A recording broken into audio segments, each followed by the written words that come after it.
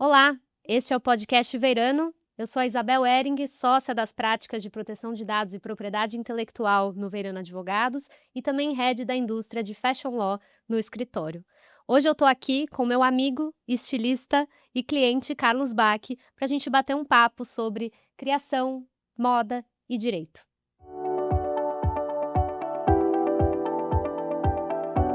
Carlos, super obrigada por estar aqui hoje com a gente, por ter aceitado esse convite para conversar com a gente um pouquinho sobre moda e direito.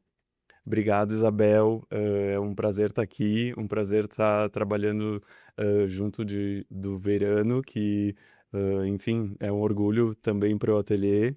E é muito legal ter esse espaço para discutir questões que são além da criação e além da parte artística da moda, como a parte, né, de direito autoral, de propriedade intelectual, que são novidades, eu acho, no Brasil, de certa forma. A gente não tem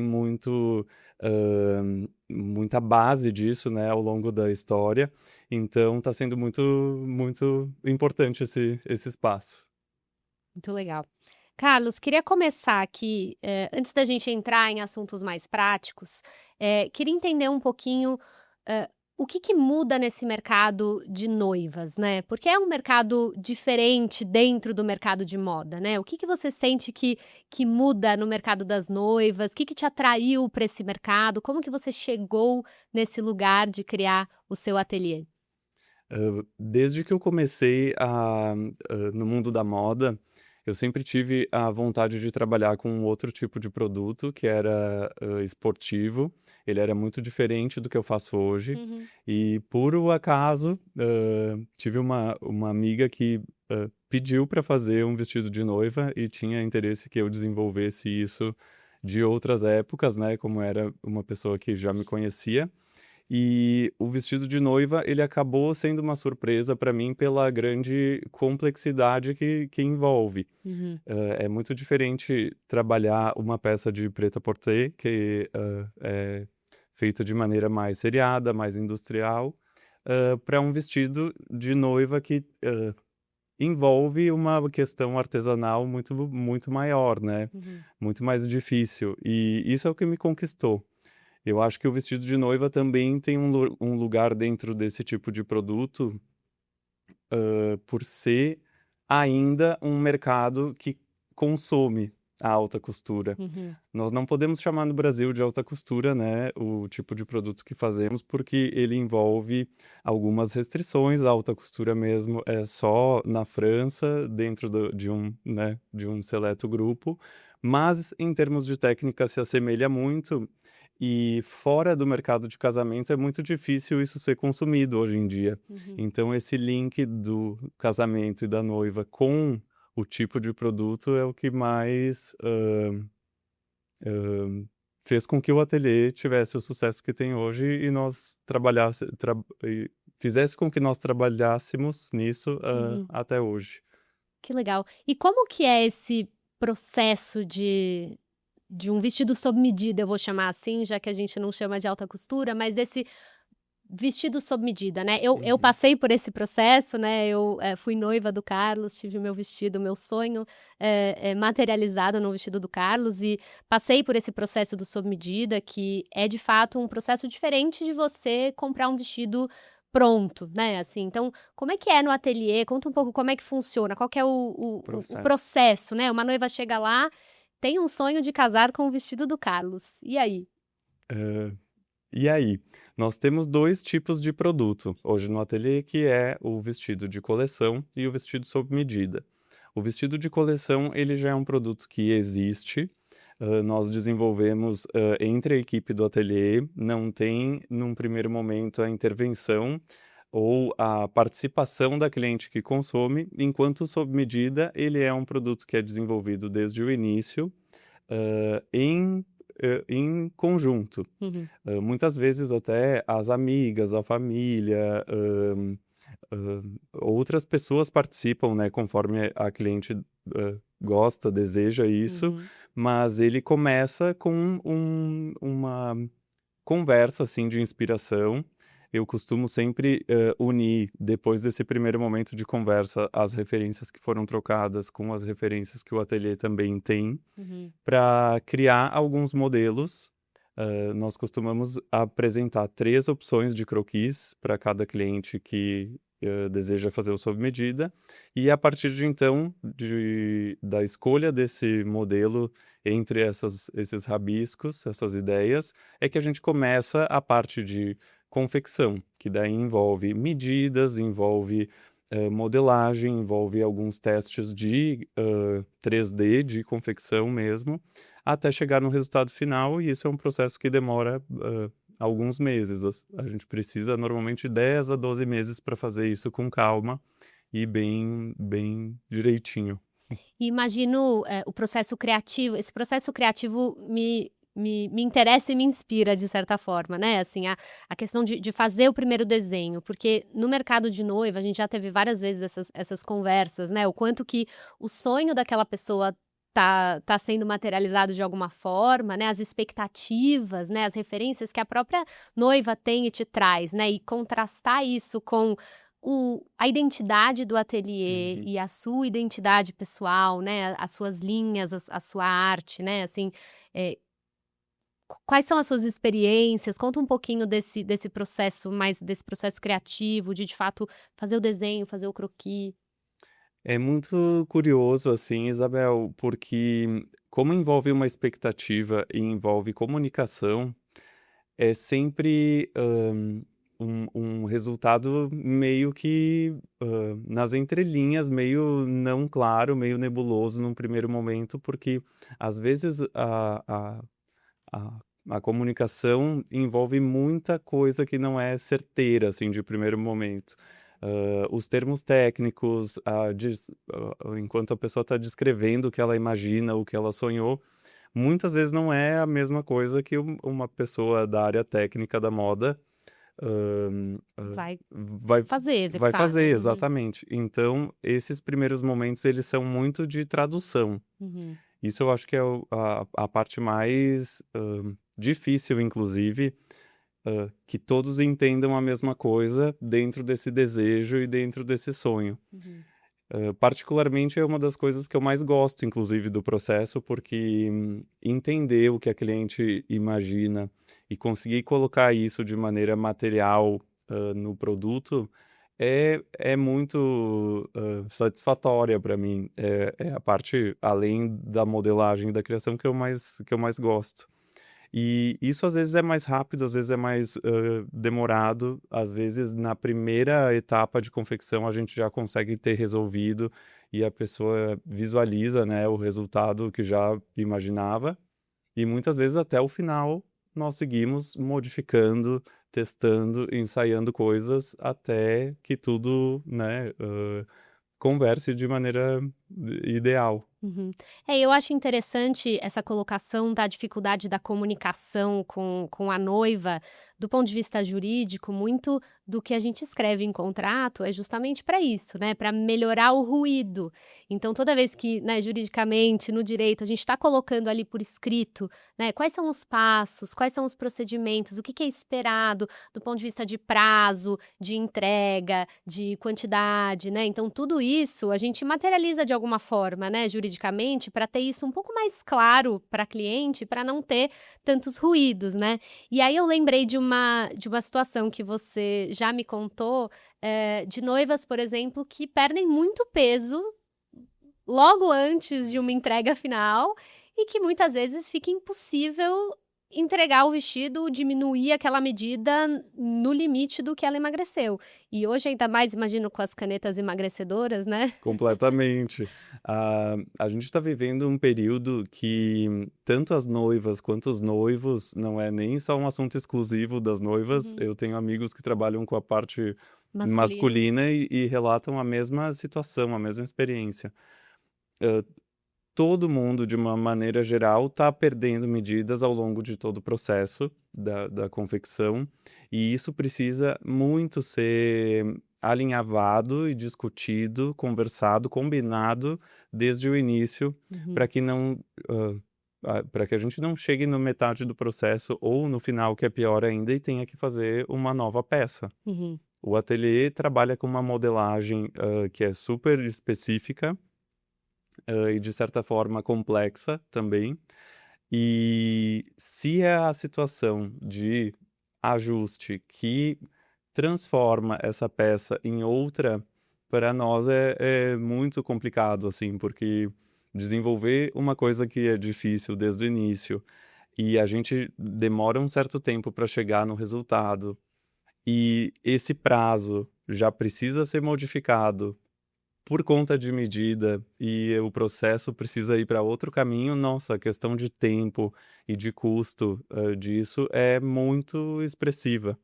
Então, a questão hoje, né, da parte jurídica, de organizar o contrato, de conversar muito cedo sobre esse Uhum. assunto, para fazer um planejamento que já seja, né, o mais, hã, coerente com essa mudança, é imprescindível. É, e a gente, já mudou o contrato do ateliê, né, acho que umas 4 vezes, Sim. tivemos várias alterações e eu acho que isso é muito legal de contar para quem está nos ouvindo, porque muitas vezes o cliente vem e pede um modelo de contrato, né, "Ah, me dá um modelo de contrato aí". Isso não funciona na vida, na prática, ainda mais no mercado de moda que, né, no mercado autoral, no mercado de propriedade intelectual que tem muita mudança, né, assim, até hoje, enfim, nem vou entrar na seara de novas tecnologias e o quanto que isso está mudando, mas um padrão de contrato de prestação de serviços não casa para essa situação, né. O seu próprio contrato do ateliê a gente mudou diversas vezes, conforme as situações foram acontecendo, conforme a gente foi conversando, e muitas vezes, enfim, muitas vezes, vou até contar um caso que eu me lembrei aqui, num dos primeiros contratos que a gente fez para o ateliê, a gente previu a situação de vocês poderem desistir, principalmente na questão do sob medida, né, assim. E eu lembro que quando eu coloquei isso por escrito, você me olhou assim e falou: "Mas como assim eu vou desistir de uma cliente? Falei: "Isso não vai Aham. acontecer".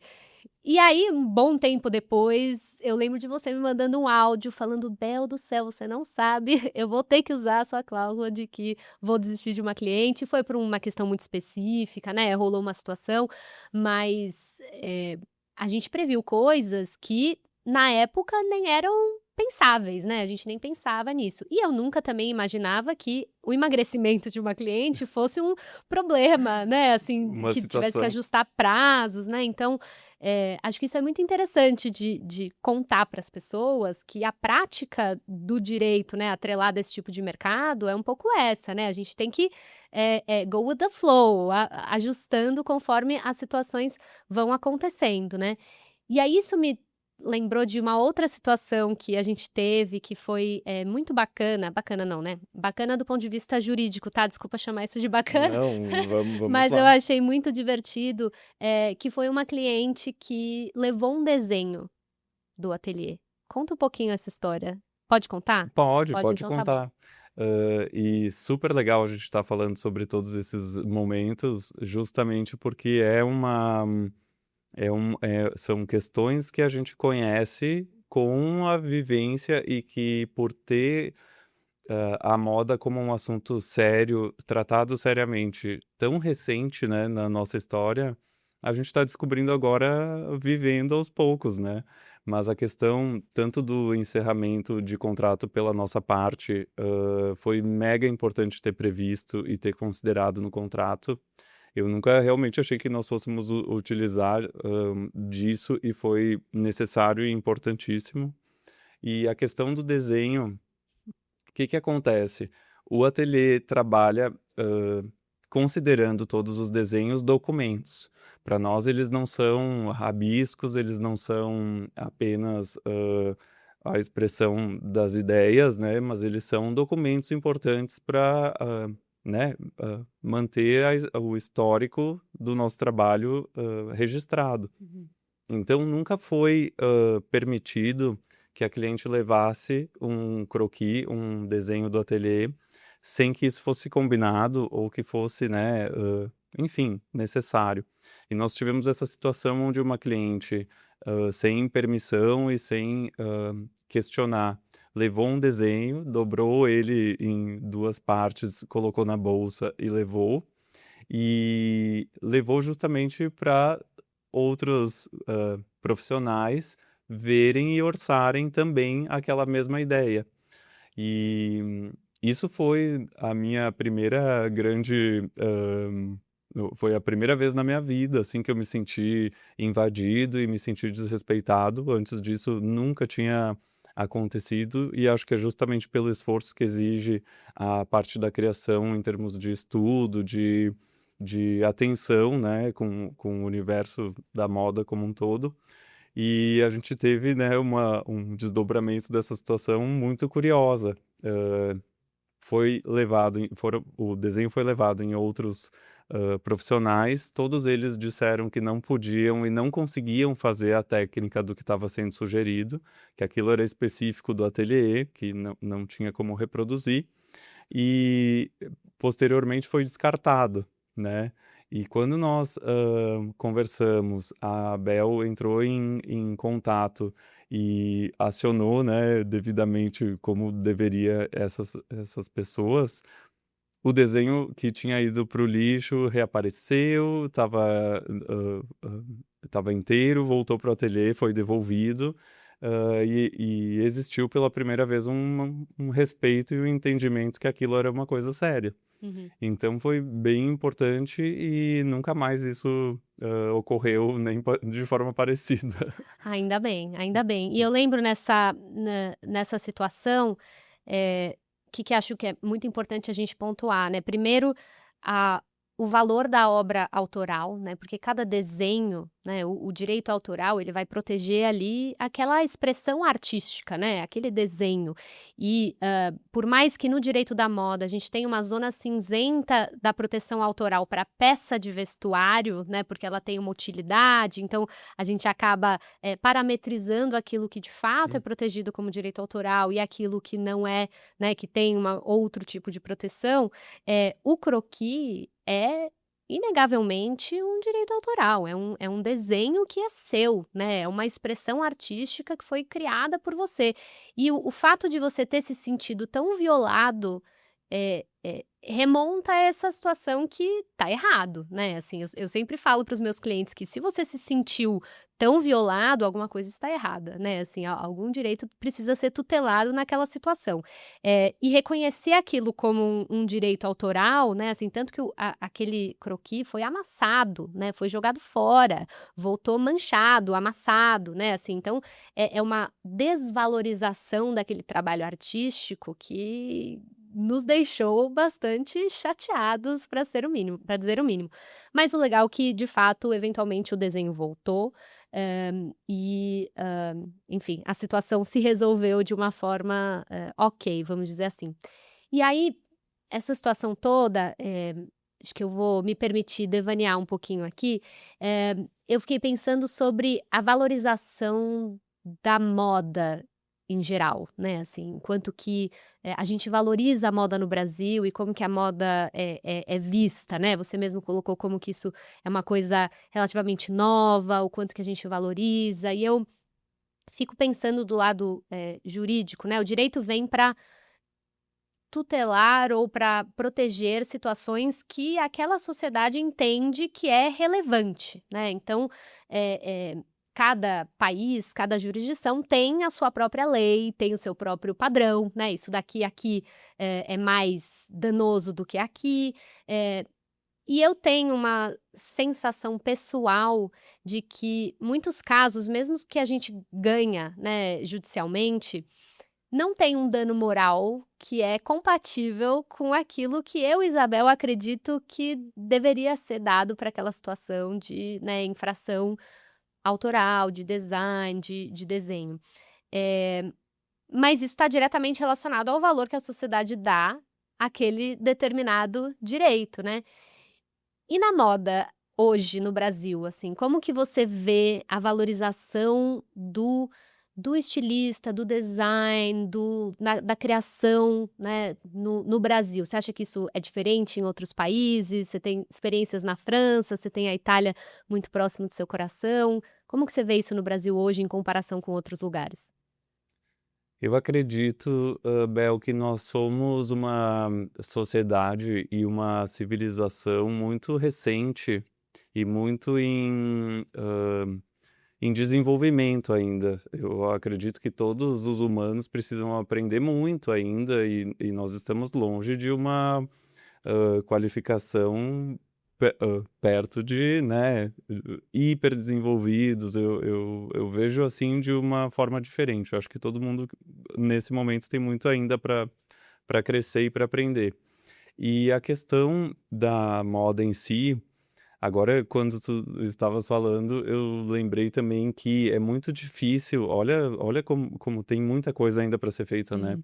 É muito difícil esclarecer uma coisa muito básica, que é o que a pessoa está comprando, né? Nós falamos do desenho e do croquis, mas existe a questão do post, existe a questão da publicação, da fotografia, do status, muitas outras coisas relacionadas e que tudo isso, juridicamente, hoje é mega importante. A gente precisa esclarecer isso o tempo todo e pensar nisso o tempo todo, porque naquele momento do desenho, por exemplo, a cliente, ela entendia que o croquis era Dela. da posse dela, exatamente, enquanto o ateliê entendia que a posse dela era o vestido. Uhum. O molde, o croquis, as anotações, o desenvolvimento de partes que não foram utilizadas e que nós substituímos, tudo isso é um histórico da empresa, que não faz parte do que foi combinado. Uhum. Então isso é muito curioso, como a gente ainda tem não só a parte do sentimento e a parte do que a pessoa, enfim, tá sentindo, né? Uhum. Mas a parte física operacional também Uhum. do processo. Eu acho que o Brasil tem um pouco mais de trabalho para entender tudo isso, porque a moda em si é diferente, ela é mais recente do que em países da Europa, por exemplo, Uhum. que já existem há mais tempo e também são organizados de uma maneira sistemática diferente.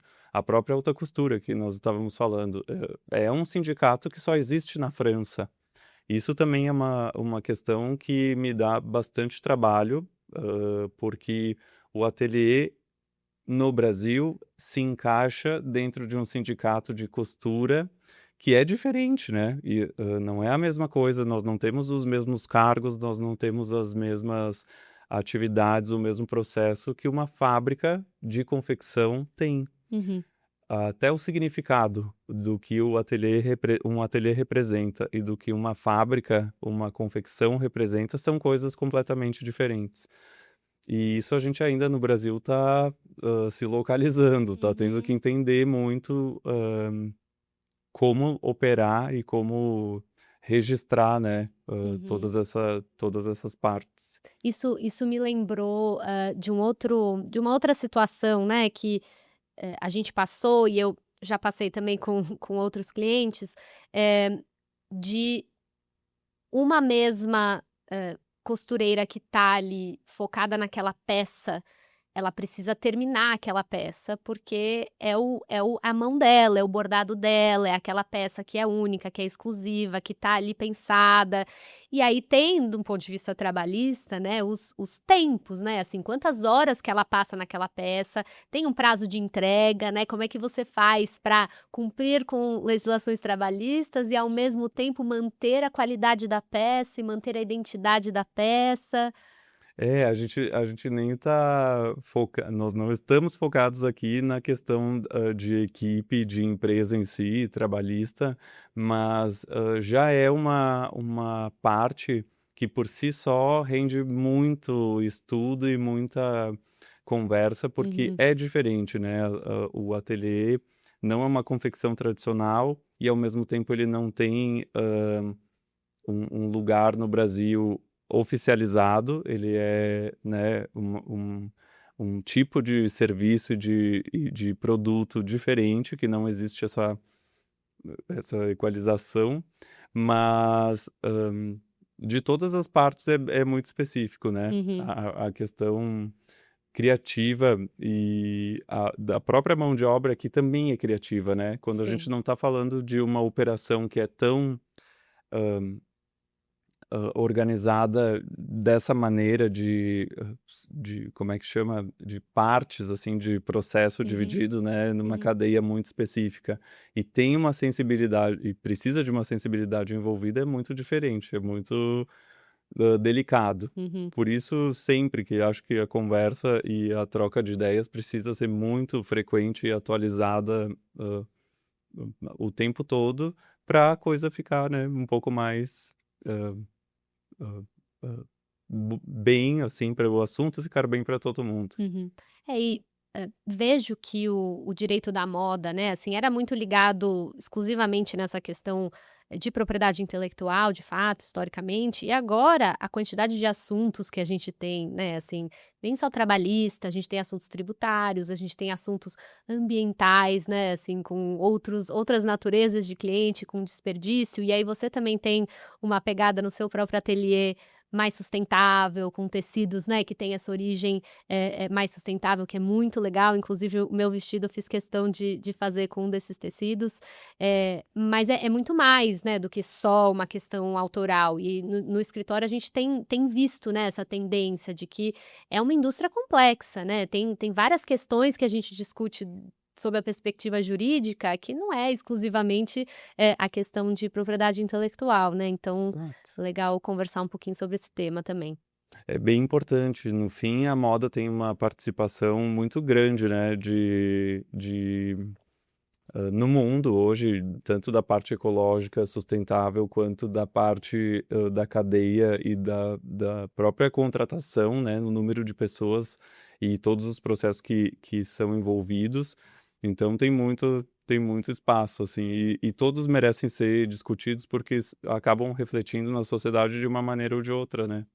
Total. Carlos, você mencionou um pouquinho, redes sociais, né, acho que esse é um tema que eu queria puxar um pouquinho esse fio, porque tem feito muito parte da nossa prática que, as redes sociais mudaram muito a forma como a gente faz o direito, imagino que a forma como a moda se comporta, né.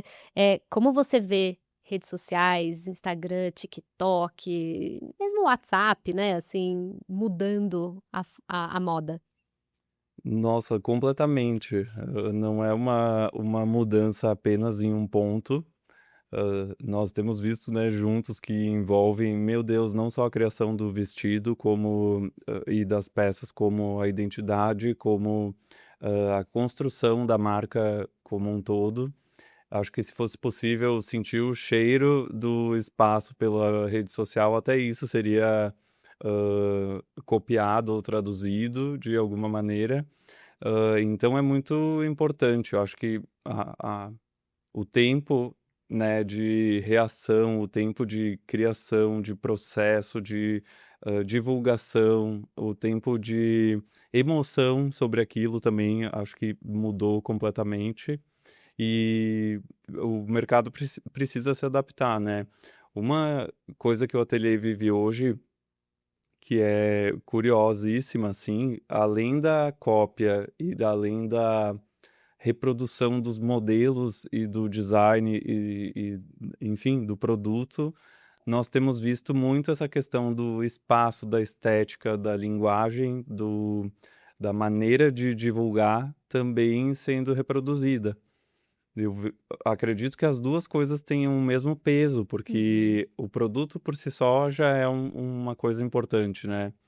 E essa construção da linguagem, a escolha de modelos, a escolha da pose que é feita, né, na divulgação, isso também eu acho que impacta da mesma maneira, do mesmo tanto. uhum, Hã, Tem um lado super legal, né, da rede social, que é a proximidade que se cria com a cliente e com, o público que gosta e admira. Isso inegavelmente é muito positivo e, hã, é um motivo também para o crescimento, uhum, assim, isso acaba uhum, motivando, né.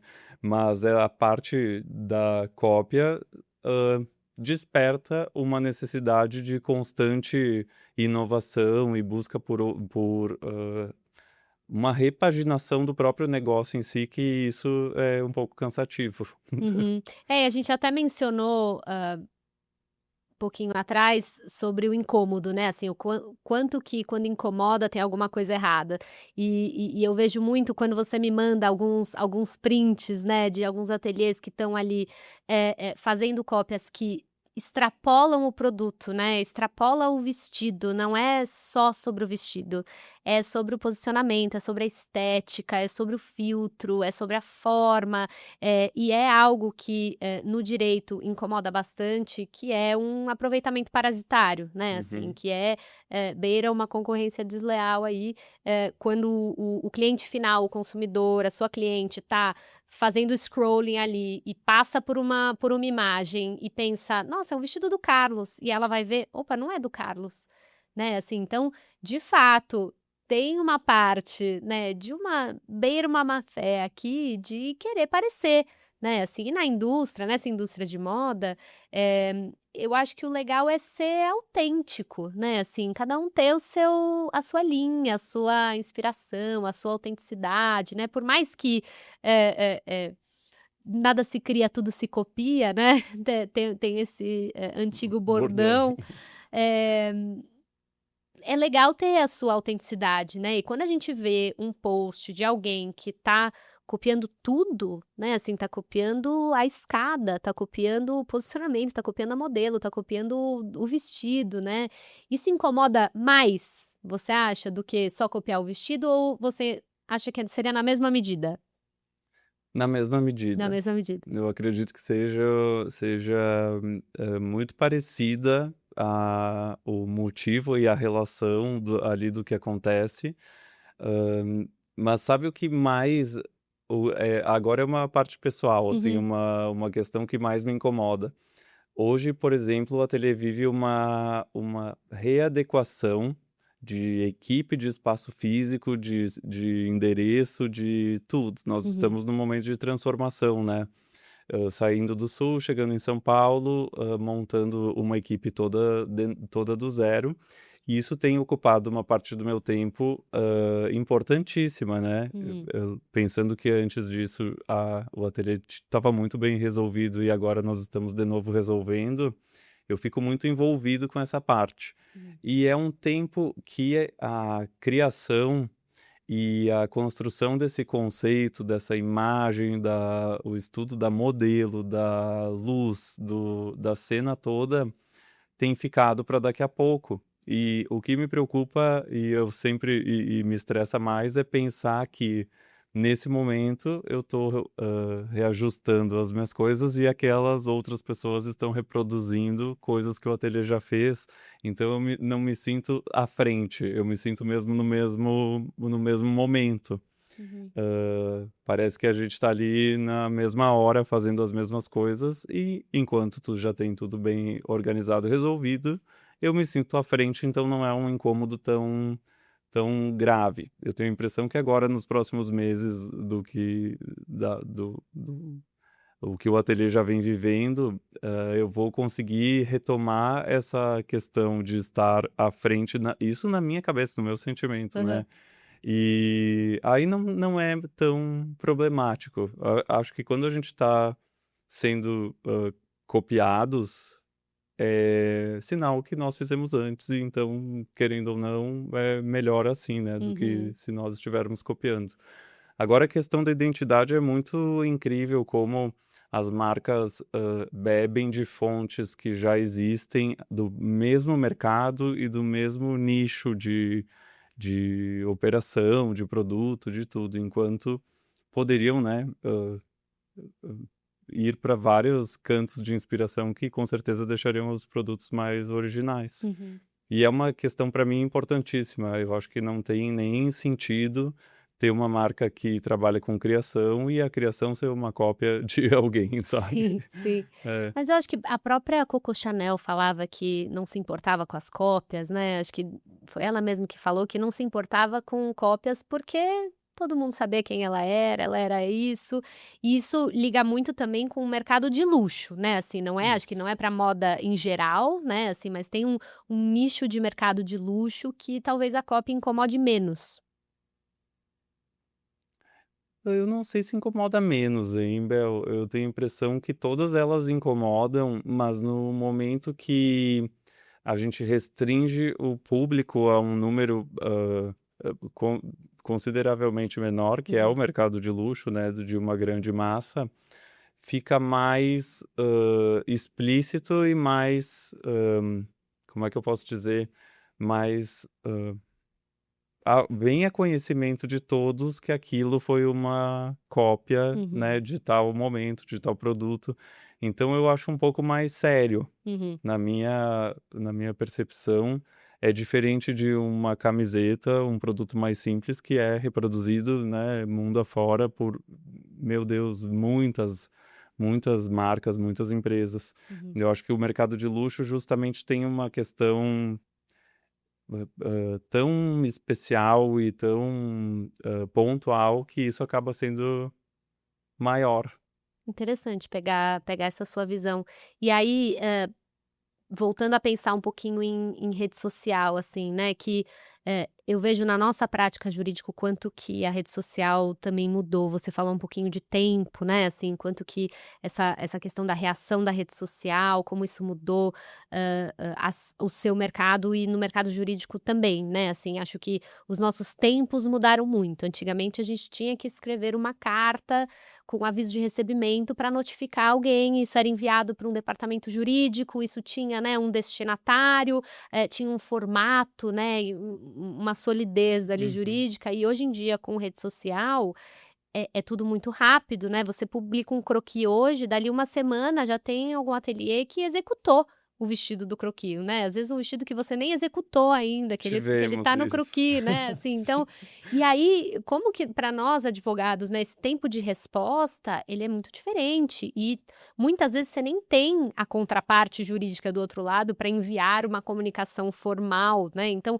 ao mesmo tempo que para o direito, a formalidade dá uma robustez e uma segurança jurídica que é muito importante, a gente tem que aprender agora a viver neste mercado que tudo é muito rápido, é muito imediato, tem que notificar por Instagram muitas vezes, por DM de Instagram ou por Imagina. WhatsApp, né, assim, então e muitas vezes você nem sabe para quem você está notificando, né, com quem que você está conversando, fora para tirar conteúdos do ar, que tem, né, Marco Civil da Internet está aí para nortear, né, essas questões de, notice and takedown de conteúdo, as próprias plataformas agora têm ferramentas para você, notificar e pedir para retirar um conteúdo que infringe algum direito aí, mas acho interessante essa questão do tempo de resposta, né, que de fato ficou muito rápido, né, a gente tem coisas essa questão do vestido, né, você postou um croquis, dali 2 dias, uma semana, tem alguém que fez. Tem uma marca que fez o croquis, exato, que executou o modelo e nem era a nossa ideia. Ele foi divulgado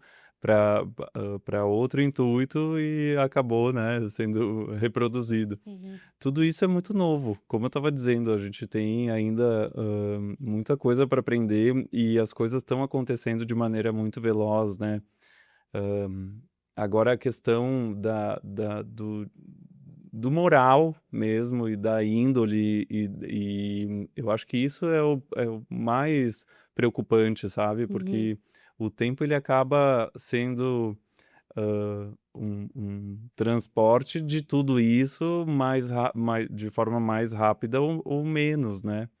Então é muito curioso e é muito potente, querendo ou não, uhum. a questão da rede social hoje com o tempo do jeito que tá, porque às vezes tu não tem o tempo de se manifestar a respeito e a coisa já se espalhou de uma forma, né, que sai do controle. Então Fora os hates, os conteúdos, né, reagindo a outro conteúdo, né, hoje em dia TikTok você mais vê a gente reagindo a conteúdo que foi postado por outra pessoa, então não tem nenhuma criação própria ali, né, assim, é só comentar ou criticar É. conteúdo alheio. E isso, na verdade, também aí já é um ponto que eu também não me preocupo e não nem, gasto, né, a minha Energia. energia e nem o meu tempo, porque, nitidamente são posições pessoais que não envolvem nem o produto, nem a marca, fica muito claro que é, né, um momento individual, pessoal Uhum. daquela, enfim, pessoa que está fazendo. Mas a parte de divulgação do conteúdo e produto em si, isso é importantíssimo. Uhum.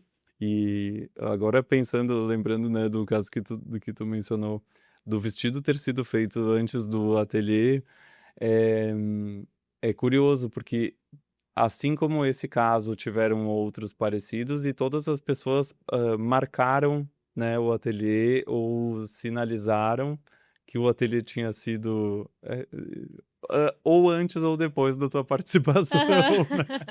Então é uma coisa, assim, sobre a índole, sobre a moral Uhum, mesmo, uhum. porque É, é. e isso acho interessante pontuar, porque resposta jurídica normalmente a gente sempre tem, né, assim, sempre normalmente os clientes chegam com alguma situação, a gente fala: "Olha, a resposta jurídica a gente sempre tem".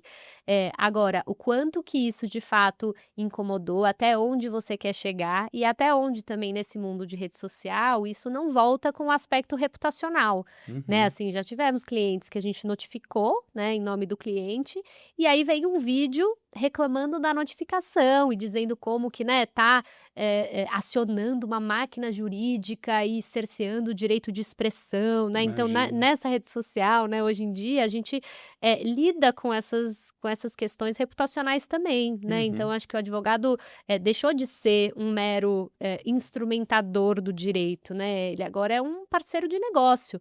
Eu tenho que pensar no seu negócio, no seu ateliê, em como que isso vai reverberar, quais que vão ser as consequências, se isso faz sentido para o contexto da Completamente. sua marca, né. Muito, é parte da equipe, na verdade. A tua participação, por exemplo, da Verano dentro do ateliê é praticamente diária e é constante, porque nessa velocidade, né, das coisas acontecendo, não tem tempo de ser daqui uma semana, né, uma reunião presencial ou, enfim, por vídeo, que seja. E isso é uma coisa legal no meu ponto de vista. É claro que exige um trabalho, né, maior do que o que a gente sempre espera de todas as partes e muita atenção nesses assuntos, mas, acredito que se cria uma relação de, conhecimento muito importante, tendo em vista que são novidades para todas as partes, assim, né, tanto para o cliente quanto para quem, enfim, está trabalhando junto. Eu vejo Uhum. que, sim, tem que parar e pensar juntos e decidir juntos também como agir, porque, são muitas situações novas. Uhum, com certeza. É. Carlinhos, como sempre, um prazer enorme conversar com você. Acho que todas as vezes que a gente, troca é muito rico e conversas até profundas. Acho que o mundo sente falta de conversas um pouco mais profundas, então obrigada por ter aceitado esse convite e ter conversado um pouquinho com a gente. Obrigado, Bel. Obrigado pelo espaço e que bom, parabéns por vocês estarem também, considerando esse tipo de assunto importante. Você acabou de ouvir o podcast Veirano. Para acompanhar mais assuntos sobre Fashion Law, acesse o nosso site veirano.com.br e acompanhe o Veirano nas redes sociais. Espero que vocês tenham gostado dessa nossa conversa hoje.